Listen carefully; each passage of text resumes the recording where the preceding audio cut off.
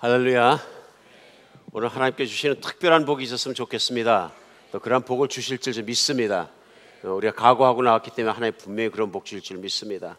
오늘은 제가 이렇게 쭉 둘러보니까 못 보던 분이 많이 계시면은 제가 새신자 부흥 집회를 해야 되는데, 그래갖고 새로 오신 분들이 한 절반 있을 거로 제가 엄청난 기대를 하고 새신자 부흥 집회 말씀을 준비해 왔는데 딱 서서 보니까 마음이 바뀌었어요. 우리 교회 부흥 집회를 해야 되겠구나, 그런 생각이 듭니다. 그러나 하나님께서 말씀에 기름 부으실 줄 믿습니다.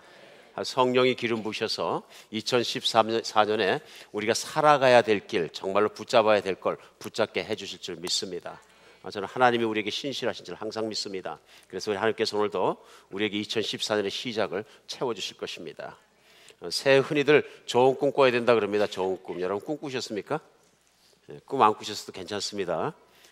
어떤 사람은 꿈을 잘못 꾸면은 좀 안 좋은 꿈도 있어요. 남한테 피해주는 꿈도 있고. 근데 남한테 피해주는 꿈 하나를 가르쳐 드리겠습니다. 어떤 사람이 미국에 있는 오지를 여행을 갔는데 그 도시가 하도 작아서 들어가려고 보니까 경비행기밖에 비행기가 없더래요. 그래서 할 수 없어서 친구하고 그 비행기를 타러 갔더니 가서 보니까 비행기가 다 떨어져 갖고 이거 타면은 앉을 것 같지가 않더래. 그래서 이제 그래도 할 수 없이 가고 싶은 마음이 있어 그 비행기를 탔는데, 그 조종하시는 그 기장이 보니까 누구냐면 머리가 하얗시고 정말로 나이가 많이 드신 할아버지 드시대요. 가슴이 덜컹했는데 그 할아버지가 우리 비행기 타서 환영합니다 하고 얘기하시더니 그러시대요. 나는 비행하는 것을 너무너무 좋아합니다. 그럼 제 평생의 소원은 비행하다 죽는 겁니다. 사람 겁주는 꿈이 있습니다. 그러니까 꿈도 꿈 나름이고요. 또 다른 꿈도 있습니다. 또 다른 꿈은 뭐냐면요, 혼자 좋아하는 꿈도 있습니다. 어떤 날씬하게 생긴 미인 두 명이 걸어가는데 롤스로이스 차가 탁 쓰더니 멋지게 생긴 남자 한 분이 딱 내리더래요. 그걸 보는 순간에 이 두 여인이 둘 다 가슴에 손을 얹어 놀랐는데, 그 중에서 한 친구가 옆에 친구한테 얘기하더래요. 나는 저런 남자하고 꼭 해보고 싶은 게 있어. 그러니까 뭔데? 그러더라고요. 그만 생각하지 마시기 바랍니다. 근데 그 친구가 딱 보고 얘기하더래요. 나는 저런 남자하고 이혼해보고 싶어. 잘 모르는 분이 계셔. 나 썰렁해서 안 웃을 줄 알았어요. 요즘은 돈 많은 사람하고 결혼하는 게 꿈이 아니고 돈 많은 사람하고 이혼하는 게 꿈이라 그래요. 그러니까 얼마나 세상에 여러 가지 꿈이 있다. 그래서 꿈이 꼭 좋은 꿈은 아닙니다. 그래서 세상에는 남에게 피해주는 꿈도 있을 수 있고 정말 엉뚱한 꿈도 있을 수 있습니다. 새해 주면 생각나는 게 뭡니까?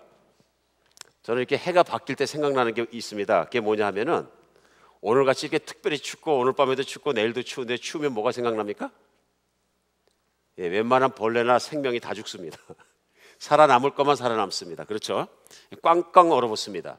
그래서 한때는 남쪽 지방도 한 번씩 추워져야 되는 게 죽고 또 살아나고 죽고 또 살아나고, 근데 죽은 게 아니고 조금 있다 우린 봄이 되면 새 생명이 나오는 것을 압니다. 그래서 새해가 되었다는 것은 중요한 게 뭐냐면요, 하나님께서 한 번 더 다시 시작해보려는 사인 같아요. 그렇죠? 해가 바뀐다는 것, 계절이 바뀐다는 것, 뭔가 분위기가 바뀐다는 것은 우리에게 절망적인 것이 아니라 희망적인 메시지입니다. 다시 한번 시작해보라는 메시지입니다. 작년까지 못했던 것, 작년까지 실패했던 것, 힘들었던 것 다 잊어버리고 이제 한번 시작해보라는 새로운 사인이다, 그런 얘기입니다. 얼마나 중요합니까? 여러분, 그래서 새해부터 시작하기 위해서 사람들이 보통 세상에 살아가면서 새해 복 많이 받기 위해서 어떡합니까? 어디 찾아갑니까? 요즘 보니까 한국에서는 그냥 토정 빌기월 보는 건 보통이고 신수 보는 건 보통이고, 점치러 가는데 요즘 점치는 사람들은 젊은 사람인데 양복 입고 앉아갖고서는 컴퓨터 딱 갖다 놓고서는 랩탑 갖고 모니터 보면서 점친다 그러던데요. 근데 뭐 사람들이 막 그냥 문전에 뭐 정초가 되면 와글와글하다 그러더라고요. 그렇죠? 장사가 그렇게 잘 된대요. 그래서 우리 점치러 갑니다. 아니면 뭐 여러 가지 찾아갑니다. 복 받기 위해서 노력합니다. 그렇죠? 사람마다 복 받기 위해서 노력합니다. 근데 여러분, 진짜로 복 받으려면 어디로 가야 됩니까? 이렇게 잘하시니까 오늘 나오신 거예요. 교회로 가야 합니다. 오늘 교회에 안 나오신 분들은 복이 적으신 거예요. 그렇죠? TV를 보고 연속극을 본다고 복을 받는 것도 아니고, 영화를 보고 본다고 복을 받는 것도 아니고, 친구를 만나서 맛있는 밥을 먹는다 해서 복을 받는 게 아니에요. 우리는 새해를 시작하면서 진짜 중요한 건 뭐냐면 새로 시작하기 위해서는 복을 받아야 돼요. 근데 그 복을 무슨 뭐 토정 비결 속에서 받을 거예요? 뭐에서 받을 거예요? 여러분 토정 비결이나 신수 사주라는 거 그런 거 보면 뭐 합니까? 왜 그래요? 자기의 운명이 결정되어 있다는 얘기 아니에요. 사주가 뭐예요? 태어난 월시를 맞춰가지고 거기에다 운명을 얘기한다는 건데, 그러면 자기가 무슨 태어난 월시를 바꿀 수 있어요? 없어요? 못 바꾸죠? 그러니까 어차피 그 애가 당신에게 복이 없습니다. 복이 없는 거잖아요. 그러니까 얼마나 답답한 얘기예요. 바꾸지도 못하는데. 토정비결도 똑같은 얘기죠. 정해져 있다는 거예요. 근데 더 재밌는 얘기는 뭐냐 하면은, 아니면 그날 월시, 같은 월시에 태어난 사람이 한두 사람이 아니라는데 문제가 있어요. 근데 사는 거 보면 인생이 다 틀려. 그런데도 돈 무지무지하게 싸주고 가서 그걸 봐. 이게 우리 인간이 얼마나 연약한가 하는 걸 보여주는 거죠. 그것도 믿을 거라고 복 받을 거라고 가가지고, 금전에는 우리 아들이 대학교 붙을까요? 안 붙을까요? 우리 남편이 승진할까요? 안 될까요? 우리 남편의 사업은 잘 될까요? 안 될까요? 물어보는 거예요. 오죽 답답합니다. 그런 거 생각하면 얼마나 감사해요? 왜 감사해요? 복의 확실한 근원 대신 하나님을 만날 곳이 있다는 것. 그런 확실한 근원되는 하나님의 말씀을 만날 곳이 있다는 거. 이거 얼마나 감사한 일인지 몰라요. 진짜 감사한 일이에요. 왜 그러냐면요, 교회 오면은 왜 복 받습니까? 예, 교회 오면 복 주시는 하나님의 말씀이 있는 거예요. 그 말씀이 왜 중요해요? 가장 중요한 건 뭐냐면 하나님 말씀이 살았고 운동력이 있기 때문에 중요합니다. 잘 들으시기 바랍니다. 히브리서 말씀대로 하나님 말씀은 살았고 운동력이 있습니다. 무슨 얘기예요? 하나님 말씀이 죽은 것이 아니고 살아있기 때문에 오늘 2014년을 시작하면서 우리가 하나님 말씀에 따라서 그 말씀 받으면 복받고 하나님의 복받은 말씀이 내 안에서 이루어진다는 거예요. 예수님이 이 말씀 뭐라 그러냐면 그 말씀이 너에게 응하였다, 내 귀에 응하였다. 그 얘기 뭐냐면 네 삶에 이루어진다는 얘기예요. 하나님의 말씀이 살아있기 때문에 그 하나님의 말씀을 아멘 하고 내가 받았을 때 그 하나님의 말씀에 복 주시는 말씀이 내게 임한다, 이런 얘기예요. 그래갖고 제가 하나님께 기도하고 고심했어요. 하나님, 2014년 벽두에는 무슨 말씀을 주시겠습니까? 우리 작년도 생각나요. 하나님 진리의 말씀을 주셨는데 금년도 기도하니까 하나님 주신 말씀이 있어요. 그 말씀이 뭐냐면요, 빛에 대한 말씀을 주셨어요.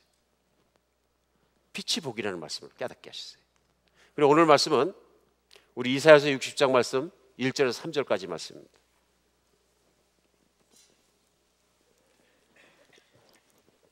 이사야서 60장 1절로 3절까지입니다.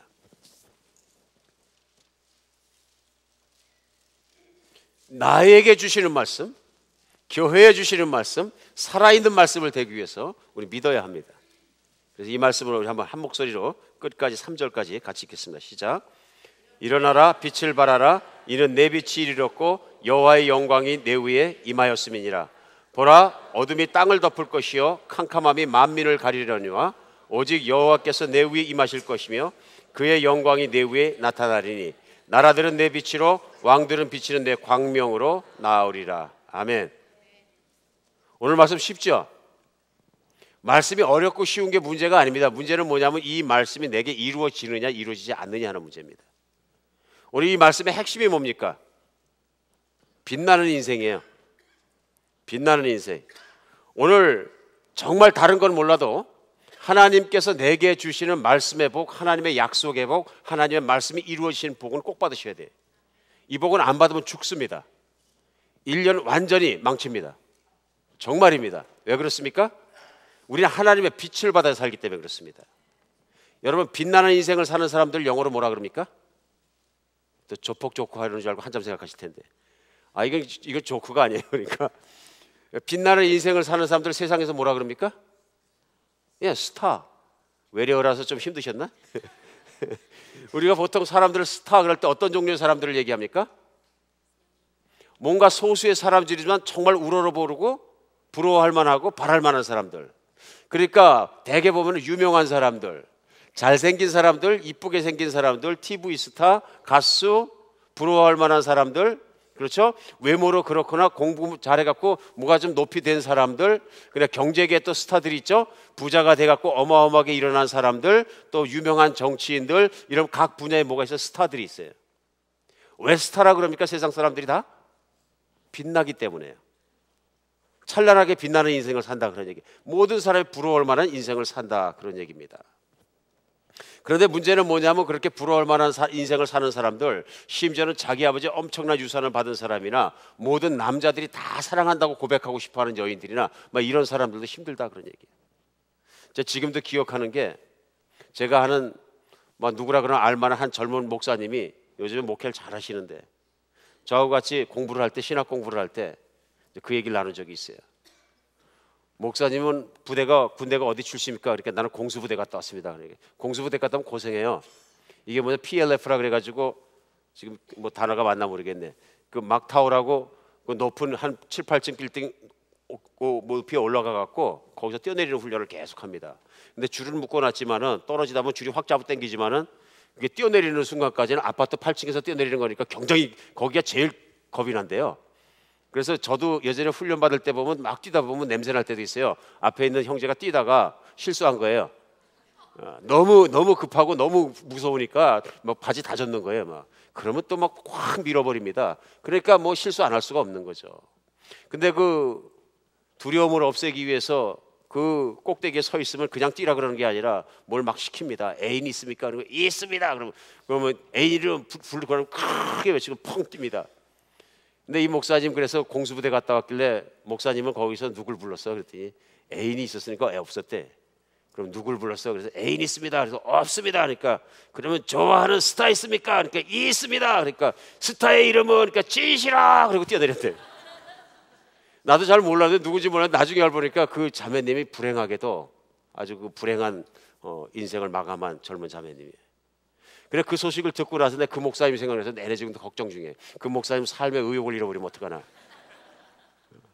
사모님한테 말도 못하고 힘들겠다.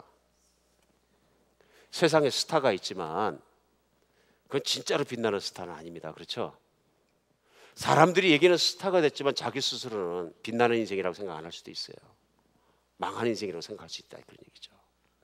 오늘 성경에서 말씀하신 진짜로 빛나는 인생은 어떤 인생일까요? 어떤 인생입니까? 오늘 보면 뭐라 그러십니까? 일어나라 빛을 발하라. 일어나. 그 다음에 뭐예요? 이는 여호와의 영광이 내 위에 임하였음이라. 인생이 빛나지는 이유가 뭡니까? 하나님의 영광이 내게 임하였기 때문에. 하나님의 영광이 내게 임하였기 때문에. 이 말씀 계시의 말씀인 거 다 압니다. 그렇죠? 이사야의 말씀 뭐냐면요 계시고요. 이건 정말로 선지자가 말씀하신 거 하나님께서 계시를 주셨기 때문에 계시라는 말씀은 중복적으로 해석될 수 있다는 얘기예요. 한 가지만 해석되는 게 아니라 중첩적으로 해석될 수 있다는 얘기예요. 적어도 오늘 이 말씀이 세 가지로 해석될 수 있습니다. 다 똑같이 적용해도 맞습니다. 제일 먼저 이 말씀을 전한 이사야 시대에 있는 사람들에게 적용됩니다.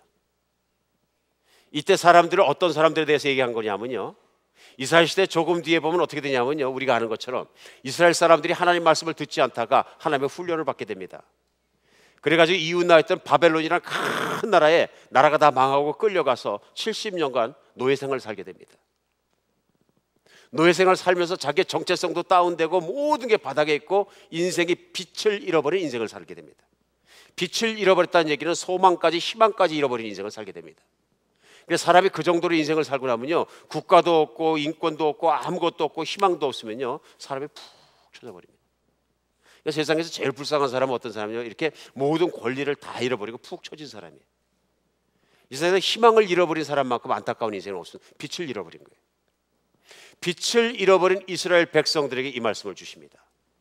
빛이 될까요? 예, 선지자를 통해서 하나님께서 아니다, 내가 너희에게 임하갖고 너는 빛나는 인생을 살 것이다. 일어나라, 빛을 발하라. 왜 일어나야 돼요? 그렇게 낙심하고 떨어지고 빛을 잃고 있지 말고 일어나라 말씀하시는 거예요. 일어나라. 그리고 이스라엘 백성이 이 말씀을 받았을 때 얼마나 기뻤을 거예요. 일어나라, 빛을 발하라. 이는 여호와의 영광이 내 위에 임하였습니다. 이 말씀만 이스라엘 사람들의 가슴에 이루어져도 어떻게 돼요? 일어나는 거죠. 하나님 말씀은 약속이고 하나님 말씀은 사람을 살리는 능력이 있습니다. 그래서 이사야 시대의 이세 다음 세대 이 일들이 일어날 때 결국 이스라엘 사람들이 다시 돌아가서 이스라엘을 회복하고 성전을 다시 짓고 다시 일으킬 때 하나님 말씀을 기억하는 것이죠. 하나님 말씀은 헛된 것이 없다. 그 사람들이 그 말씀을 체험하는 거죠. 그리고 우리는 압니다. 이사야가 이 말씀을 선포하고 수백 년 전에 이 세인이 지나간 다음에 진짜 하나님께서 이 말씀을 한 이유를 우리는 합니다. 그건 뭡니까? 진짜 빛 대신 예수 그리스도 하나님의 아들이 이 땅에 오신 사건이 일어나는 거예요. 그리고 제자들과 예수님께서 직접 그 말씀을 예수님에게 적용하시는 거예요. 그래서 우리가 아는 건 뭐냐면 그리스도께서 이 땅에 오셔서 캄캄한 세상 가운데 비춰주시는 빛이 되어주시는 거예요.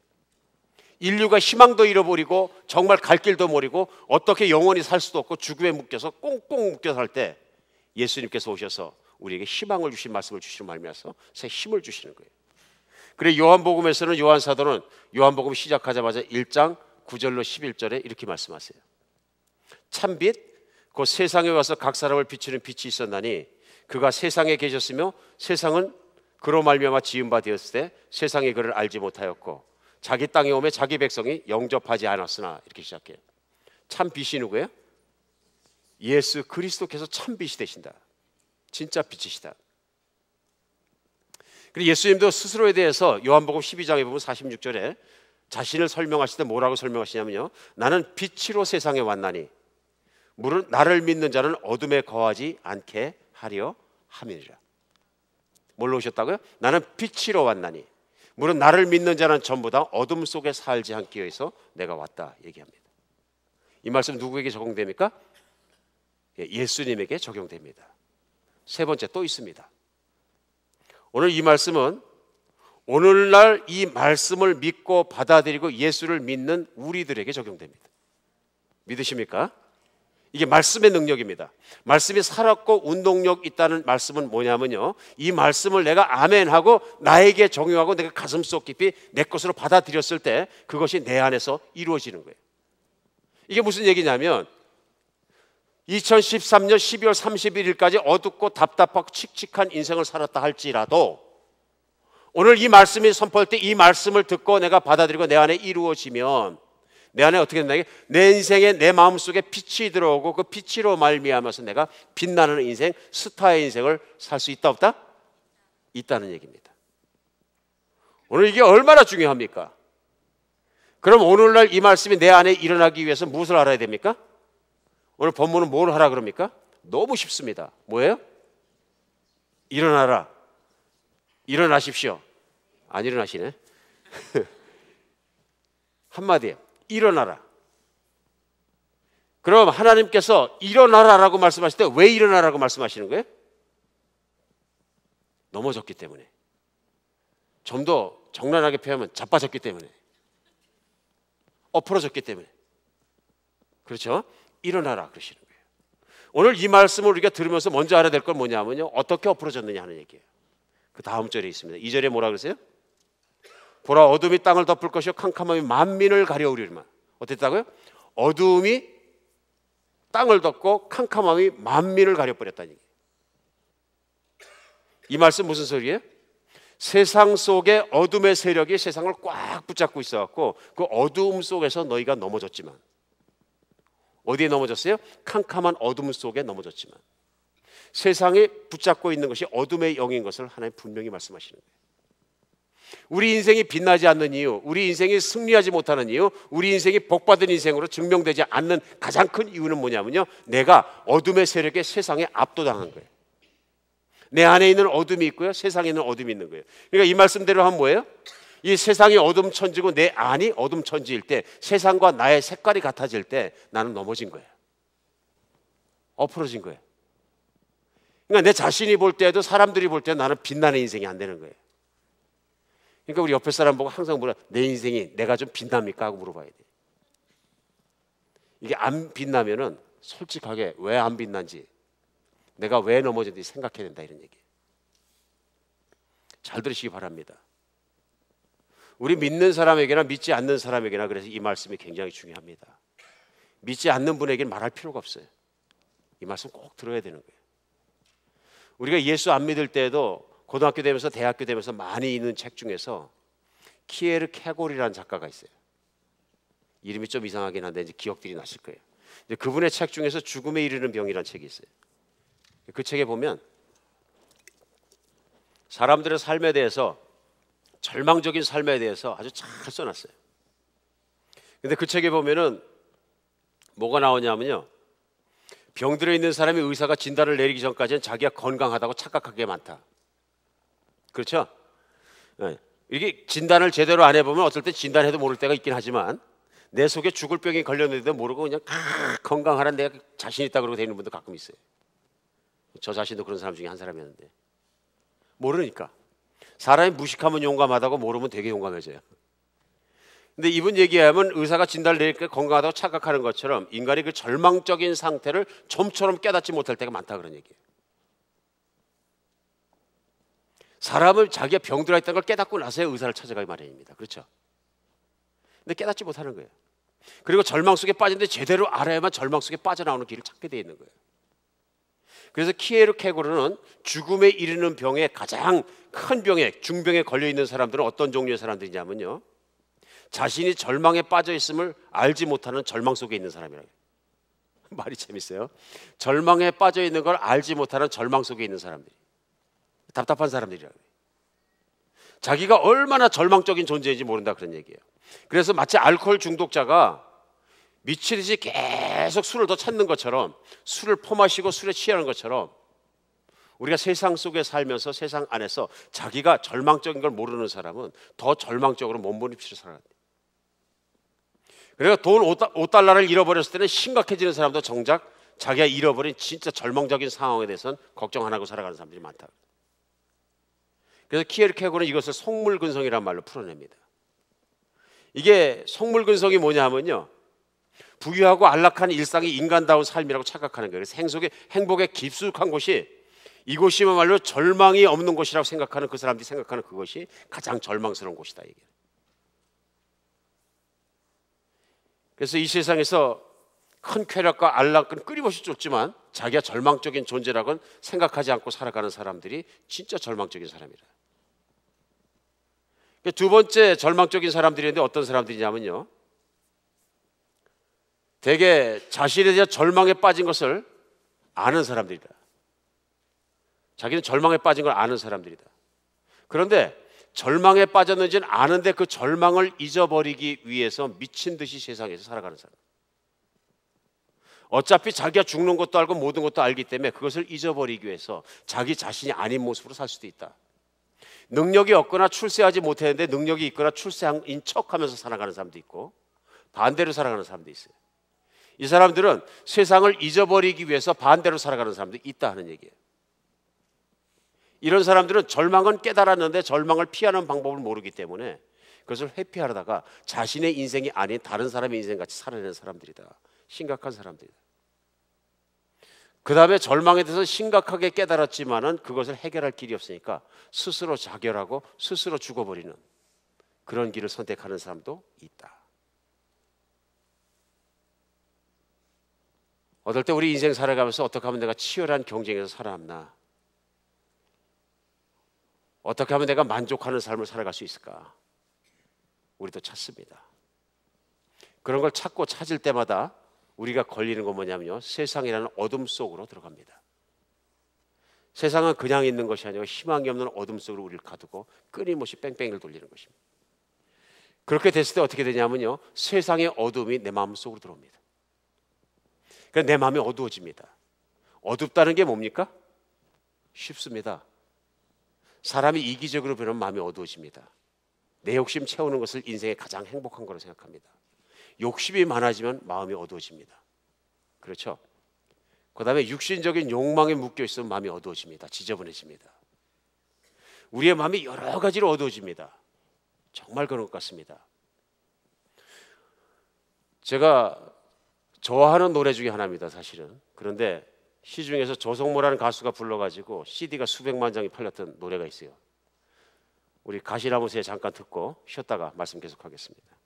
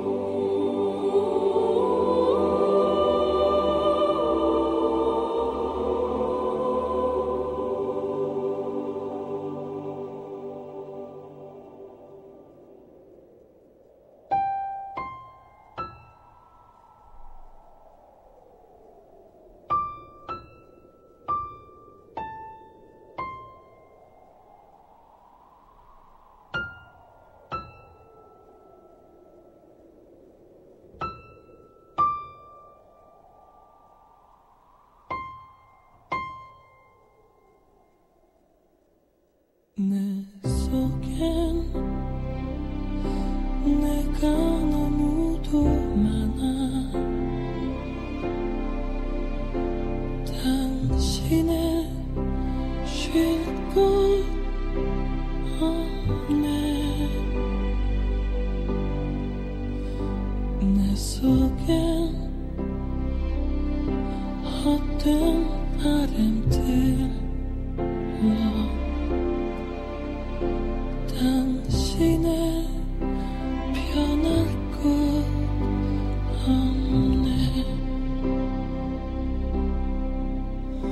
내 속엔 내가 어쩔 수 없는 어둠. 당신의 쉴 자리를 뺏고 내 속엔 내가 이길 수 없는 슬픔. 무성한 가시나무 숲 같네.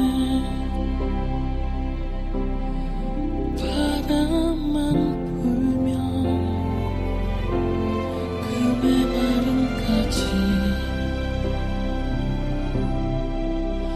서로 부대끼며 울어대고 쉴 곳을 찾아 지쳐 날아온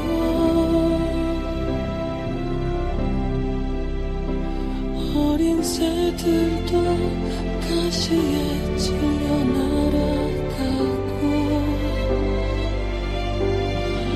바람만 불면 외롭고 또 괴로워 슬픈 노래를 부르던 날이 많았는데 내 속엔 내가 너무도 많아서 당신의 쉴 곳 없네.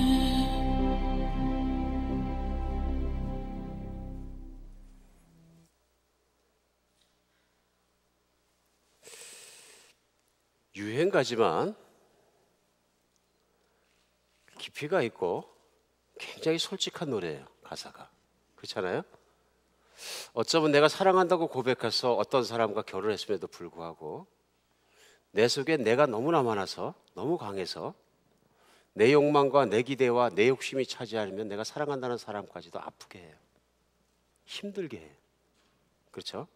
내 속에 내 욕심이 너무나 많아서 뭐 달성하고 싶은 게 많고 이루고 싶은 게 많아가지고 빨리 죽기 전에 내가 할 일들이 너무 많아서 내가 사랑한다는 사람들을 힘들게 해요.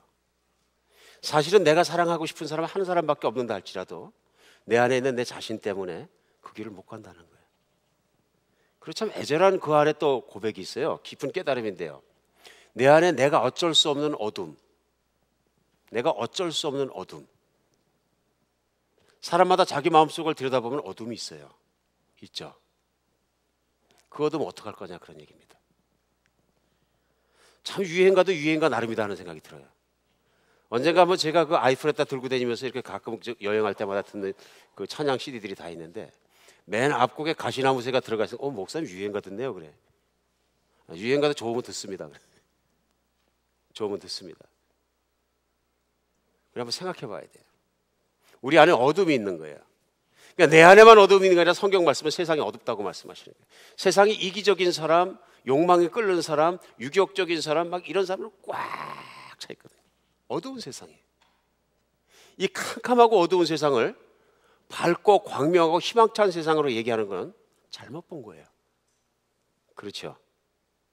그래서 오늘 하나님께서 이사야서 60장에서 일어나라 빛을 발하라 이는 여호와의 영광이 내 위에 임하였고 말씀하시는 게 왜 중요하냐면요, 이 캄캄한 세상 속에 빛이 없기 때문에 캄캄한 세상 속에서 세상과 동일화돼서 내 안에도 어둠이 있고 세상에 어둠이 있고 세상을 즐기며 살아가는 사람들이나, 내가 어둠이 있다는 걸 알면서도 내 안에 있는 어둠을 어떻게 해결할 길을 찾지 못하는 사람들은 죽은 사람들이. 하나님이 보실 때, 빛이 보실 때는 어둠은 죽은 거예요. 죽어 있는 거예요. 두 번째 경우 사람이 있어요. 오늘 일어나고 빛을 받아야 되는 사람이에요. 잠든 사람이에요. 빛도 알고 하나님도 알고 영원히 사는 문제도 알고 있는데 세상에 하도 깊이 들어가 있어가지고 그만 그 빛을 잃어버린 사람들이에요. 오늘 이 두 가지 종류의 경우에 우리가 다 필요합니다. 2014년 새해 우리가 알아야 되는 것은, 내가 죽어있는 사람이든 아니면 내가 잠든 사람이든 우리는 한 번 더 하나님의 말씀이 나를 살려내야 합니다. 그래서 성경 말씀은 뭐냐면 잠든 자라 일어나라 말씀하시고요, 죽은 자 위에 빛이어라 그러시는 거예요. 잠든 자여 일어나서 죽은 자 위에 빛이어라. 기가 막힌 말씀이에요. 에베소 5장 말씀에 잠든 자여 그러므로 일어나서 죽은 자 위에 빛이어라. 오늘 우리가 이 말씀 왜 이렇게 중요하냐면요, 내 안에 빛이 사라졌을 때 우리는 인생에 활력을 잃습니다. 힘을 잃고요, 인생의 엉뚱한 것을 쫓아갑니다. 나는 이러고 싶지 않은데 왜 이러지? 그러고 살아갑니다. 나 이러다가 하다가 2013년 끝나는데 또 끌려가나? 이런 생각할 수도 있습니다. 오늘 우리에게 중요한 건 뭐냐면요, 이 어둠이 덮인 세상 속을 살아가면서 내가 빛을 받고 살아나는 데 있습니다. 내가 새해가 되어도 내 인생이 빛나지 않는 이유는 내가 어둠에 갇혀있기 때문에 그렇습니다. 내가 인생이, 모든 것이 내 인생이 정말 영적으로 죽어 있거나 아니면 내가 잠들어 있어서 그렇다, 그런 얘기입니다. 그러면 어떻게 하면 일어납니까? 어떻게 하면 오늘 이사야서 60장에 말씀하신 일어나라 빛을 발하, 이 빛을 받습니까? 너무 쉽지만 너무 쉽게 잃어버리고 너무 쉽게 얼음 속으로 빨려 들어가는 우리 자신 모습이 있을 때 이 말씀 다시 한번 들으셔야 됩니다. 요한복음 1장 9절로 11절까지 좀 아까 말씀드렸는데요, 참빛과 세상에 와서 각 사람 비치는 빛이 있었나니 그가 세상에 계셨으며 세상은 그로 말미암아 지은 바 되었으며 세상이 그를 알지 못하였고 자기의 땅에 오매 자기 백성이 영접하지 아니하였으나, 그까지 말씀, 다음에 말씀이 중요합니다. 12절은 뭐라 그러시냐면요, 영접하는 자 곧 그 이름을 믿는 자들에게는 하나님의 자녀가 되는 권세를 주셨나니. 어떤 자요? 영접하는 자, 그 빛을 받아들이는 자. 빛이 세상에 와서 빛이 나고 어둠이 빛을 깨닫지 못했을 때 그 빛을 깨닫고 빛으로 알고 희망으로 알고 받아들여지는 자에게는 하나님의 자녀가 되는 권세를 주셨다. 이 말씀이 무슨 말씀이냐면요, 하나님의 세상에 어둠에 갇혀있고 하나님의 지금 모든 백성들이 희망을 잃어버리고 죽음 속에 갇혀있고 아무 돌파구를 찾지 못할 때 하나님의 그 아들 예수를 이 땅에 보내주셔서 십자가에 죽게 하신 거예요. 그리고 우리가 걸머지고 있는 모든 죄악 때문에 하나님의 빛을 받을 수 없고 희망이 없는 인생 가운데 그 아들 예수 그리스도께서 죄값으로 십자가에 죽고 우리의 죄를 벗겨주시는 것뿐만 아니라 3일 만에 그분을 부활시켰던 사건이에요. 이 사건은 하루에 몇 번씩 들어도 중요한 사건이에요. 왜냐하면 내가 아는 게 중요한 게 아니라 이 사건이 내 안에서 들어와서 이루어져야 되는 사건이거든요. 그 예수님이 부활하셨다는 사건을 내가 믿는다, 그 예수님을 나의 주님으로 영접했을 경우에 일어나는 게 뭐냐면 내가 깨끗해지고 하나님의 자녀가 되는 권세를 받는 사건이 일어나는 것이죠. 키에르케고르 얘기를 했습니다마는 키에르케고르이 죽음에 이르는 병에서 처방을 얘기합니다. 그러면서 뭐라고 얘기하냐면요, 죽음에 이르는 병은 절망인데요, 절망 속에 있으면서 절망을 모르는 것도 병이고요, 이 병에 대한 처방은 딱 하나밖에 없다 그래요. 그러면서 절망의 반대말은 희망이 아니라 신앙이다, 이렇게 얘기합니다. 믿으십니까? 인생은 절망에 있고 죽음에 갇혀 있고 모든 게 어둠 속에 갇혀 있지만 우리에게 인생에, 우리의 삶 속에 2014년에 우리의 인생 속에 빛이 들어온 유일한 길은 믿는 거예요. 예수 그리스도를 붙잡는 거예요. 정말 중요합니다. 그래, 믿음은 절망에 대한 안전한 해독제다, 이렇게 얘기해요. 참 가만히 보면 표현을 기가 막히게 해요. 믿음은 절망에 대한 가장 확실한 해독제라는 얘기예요. 예수 그리스도를 믿는 믿음 없이는 절망에서 빠져나올 길이 없다, 이 얘기예요. 어둠 속에 갇혀 있다. 세상을 봐도 절망이고, 그렇죠? 나 혼자 세상을 바꿀 수 있어요, 없어요? 못 바꿉니다. 어둠 속에 있어요. 나 자신은 내 내면을 들여봐도 절망인데, 오직 그 절망에서 내 빠져나가는 길은 예수 그리스도를 바라보고 그 빛을 받아들이는 길밖에 없다 그래요.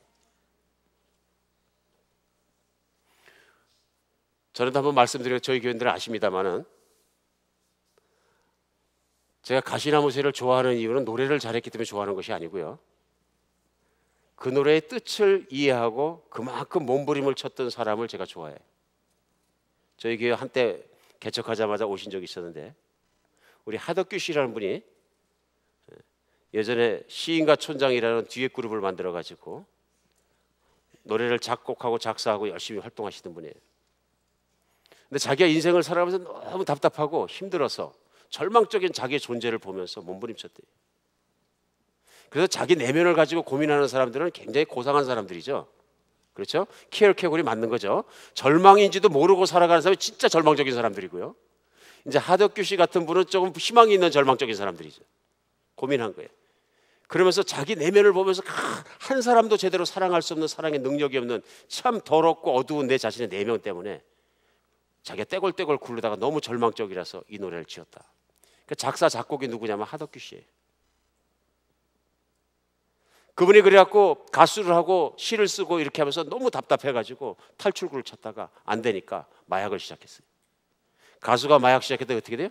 걸려가지고 여론에서 두드려 맞고 경찰에 끌려가고 하니까 인생이 끝날 것 같은데, 그 힘든 인생을 살아가면서 어느 날 교회 들어가서 설교하시는데, 우리가 살 수 있는 희망은 예수밖에 없습니다 하는 그 설교를 듣고 그 빛을 받아들이는 순간 자기 어두운 마음속에 빛이 들어왔는데 얼마나 기쁘든지, 그분이 얼마나 기쁘든지 눈물을 팍 흘리고선 추운 겨울에 교회 문을 확 열고 나가는데 찬바람이 확 들어서 그 차갑게 눈물을 갖다 확 훑어가는데 차갑다는 느낌이 안 들고 시원한 게 이제 자유다. 그래서 스스로 나는 자유야 그러고서 소리 지르고 나왔다 그러는데, 어둠으로부터 자유, 캄캄한 인생으로부터 자유, 얼마나 중요한 건지 모릅니다. 살다 보면 우리가 자꾸 어둠을 따라갑니다. 내가 예수를 믿었다가도 어둠을 따라갑니다. 내 마음속을 들어부터 칙칙한 어둠이 들어와 있고, 이기심이 들어와 있고, 욕심이 들어와 있고, 욕망이 들어와 있고, 미움이 들어와 있고, 용서하지 못하는 게 들어와 있고, 수많은 것들이 들어와 갖고 나의 새해를 망가뜨리는 거예요. 나의 새해를 버려버리는 거예요. 깨끗한 새해, 깨끗한 달력처럼 나도 거기다 깨끗한 것만 쓰고 싶은데 망가질 수 있는 거예요. 오늘 우리에게 중요한 건 뭐냐면요, 바로 그 예수 그리스도의 빛을 받아들여야 합니다. 일어나야 합니다. 예수밖에 없습니다. 예수를 믿어야 합니다.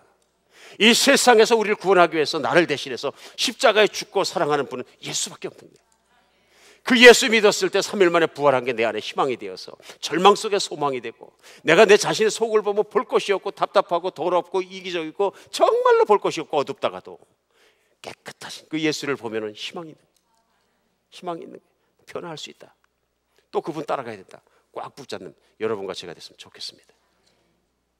실제로 이 생을 살아가면서 뭔가 절망 속에서 탈출구를 찾기 위해서 가장 노력하는 사람들이 누구냐면요, 절에 다니는 사람들이에요.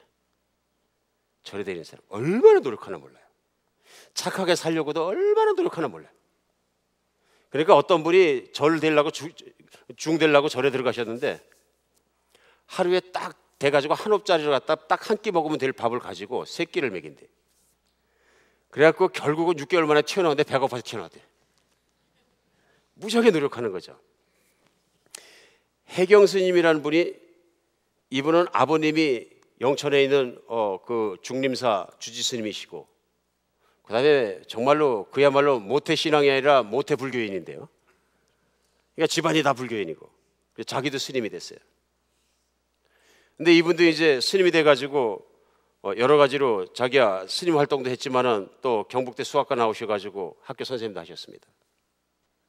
근데 이분이 결국은 불교에서 얼마나 열심히 했는지 자기 불교 종파에서 그 전체 전국 불교 그 포교 담당, 그게 선교가 아니고 전도 담당 하시는 분이 된 거예요. 이제 그다음에 불교 대학교를 불교 좀 타락한 불교계를 일으키기 위해서 불교 대학을 세우고 그걸 일으키기 위해서 뭘 하다가 잘못 정치적인 것에 빠져들어갖고 불교 정치에 빠져들어가지고 모함을 받고 그래서 형무소에 갇히게 돼. 형무교에 갇혀가지고 화엄경이니 무슨 경이니 계속 보는데 한 번은 그 간수 중에서 현역 군인 그 메꾸기 위해서 오시는 그 군인들이 있었는데 아무리 갖다 달라 그래도 불경을 안 갖다 주더래. 없다 그러더래. 내가 다 아는데 전에도 읽었는데 왜 안 갖다 주냐 그러니까 안 된다 그러더래. 그래서 신약 성경을 갖다 주면 이거 읽으라 그러더래. 그래 나는 대표적인 스님입니다. 그랬더니 이것도 좋으니까 읽어보라 그러더래. 젊고 패기 있는 사람이 참 좋습니다. 이래서 희망이 있어요. 이것도 좋습니다. 그러더래. 뭐 다른 책을 안 넣어주고 그것만 대꾸 읽으라 그러니까 심심해서 읽기 시작했대. 읽는데 관심이 종교적인 사람이 자꾸 일어나더래요. 자꾸 일어나더래. 그래서 그거 좀 이렇게 관심이 나서 자기가 보니까 자기가 문득 보면서 엄청나게 그 불경 속에서 머리가 아팠던 부분이 딱 생각나는 데가 있더래. 그게 뭐냐면은 불경에 보면은 석가모니가 인도에서 구시라는 곳에서 한 여인이 아들이 하나밖에 없는데 그 아들이 병들어서 죽기 직전이에요. 그러니까 석가모니를 찾아 뛰어와 가지고 우리 아들 좀 살려주세요. 그러니까 그 석가모니가 여인에게 얘기합니다. 마을을 다 뛰어다니면서 죽음을 한 번도 체험한 본 적이 없는 집안에 가서 쌀아놓은 굼을 얻어가지고 밥을 해서 먹여라. 그럼 살아날 것이다. 집집마다 두드리고 다 되니까 죽지 않은 집이 없는 게 다 죽음을 체험, 조상이 다 죽은 거죠. 뛰어와서 그런 집이 없습니다. 그러니까 생자 필멸이라 난 자는 반드시 죽게 돼 있으니까 그것을 받아들이고 아들의 죽음을 슬퍼하지 말게나. 그래서 해결이나 변화를 추구하면서 스스로를 괴롭히고 어렵게 하는 것보다는 환경에 순리적으로 적응해서 자족하도록 살게, 이런 가르침이라. 당신을 누르고 있는 불가능한 환경하고는 싸우지 말게 하는 가르침이에요. 어떻게 보면 되게 심오한 것 같은데요. 자기는 그게 굉장히 고상하게 받아들이고 늘 그런 도를 닦기 위해서 그거에 대해 슬퍼하지 않게끔 자기가 준비된 사람이 도 같은 사람을 생각했는데, 감방에서 그걸 읽다 보니까 누가복음 6장의 나인성에서 예수님이 걸어가시는데 한 과부가 똑같이 뛰어나옵니다. 근데 그 똑같이 아들이 죽었어요. 울고 불고 난리가 나는 거예요. 이제 막 죽었으니까. 근데 예수님이 지나가시다 아들아 일어나라 그러니까 벌떡 일어납니다. 청년아 일어나니까 벌떡 일어나는 사건이 나옵니다. 이 사람이 거기서 눈이 확 띄인 거예요. 자기가 그렇게 불경을 닦고 도 닦을 땐 세상에서 아픔을 잊어버리는 것이 최대의 처방이었는데 그것을 초월할 수 있는 것이 근데 이게 본질이 다른 거예요. 문제의 본질을 확 해결해 버리는 거예요. 살려주면 될 것 아니냐 판단이 쓴 거예요. 석가에겐 능력이 없고 예수에겐 능력이 있다. 이걸 알고 부활이신 생명이신 그 예수님의 빛이 확 들어와 버린 거예요. 이게. 자기의 영적 진리를 잘 몰라서 깜깜하게 도를 닦던 자기에게 이 영적 진리가 확 들어와 버리니까 개종해가지고 기독교 신앙이 됐어요. 그리고 이분이 목사가 돼가지고 김성환 목사님이 지금도 불교인들에게 전도하고 다니시죠. 생각해봐야 돼요. 우리는 빛이 필요합니다. 이 빛이 확 들어와야 인생이 일어설 수 있는 거예요. 이게 얼마나 중요한 것입니까? 일어나라 빛을 발하라. 이런 여호와의 빛이 내 위에 임하였습니다. 안 믿는 사람에게나 영적으로 하나님과 관계가 없었던 사람에게나 믿는 사람에게나 우리는 일어나서 그리스도의 빛을 받아야 합니다.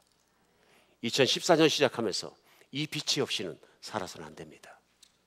내일 저녁 우리 잊지 말아야 됩니다. 죽어있는 영혼과 또 잠든 영혼에 빛을 발하지 못하는 인생이 또 있습니다. 우리 부흥의 기간에 하루하루 지나가면서 우리 안에 있을지도 모르는 암적 존재들을 빼내버려야 합니다. 그렇지 않으면 하나님의 복을 주고 싶으셔도 내 안에 들어있는 암적 존재들로 말미암아서 빛이 들어오지 않는 거예요. 내 안에 항상 답답하고 항상 어둡고 항상 희망이 없고 소망이 없고 빛이 나지 않는 인생을 사는 거예요. 예수 그리스도의 하나님의 복을 받고 빛이 온전히 들어온 사람은요, 사람이 보면 틀려요. 인생도 빛나고 가정도 빛나고 모든 것이 빛납니다. 믿으십니까? 빛 받으시길 예수 이름으로 축복합니다. 그래서 정말로 빚받은 사람, 복받은 사람으로 살아야 합니다. 이 세상에는 이런 복이, 이런 빛이 없습니다. 오직 그리스도 예수 안에 그분을 믿음으로 말미암아 있는 것입니다. 정말 그렇습니다. 여러분은 마음속에 어떤 빛이 있으십니까? 새해 시작하는 여러분에게는 마음속에 어떤 종류의 어둠이 있습니까? 무슨 어둠이 있습니까? 자신에 대해서 절망하십니까? 오늘 우리에게 중요한 것은 뭐냐 하면요, 내가 절망할 수 있으면 때가 늦은 것은 아닙니다. 하나님 내 안에 어둠이 있습니다. 하나님 내 안에 빛되지 않은 것이 있습니다. 보이고 싶지 않은 것도 있습니다. 오늘 주에 그런 것들 다 하나님께 내어드렸을 때 그리스도 예수께서 우리를 비춰주실 줄 믿습니다. 기도하겠습니다.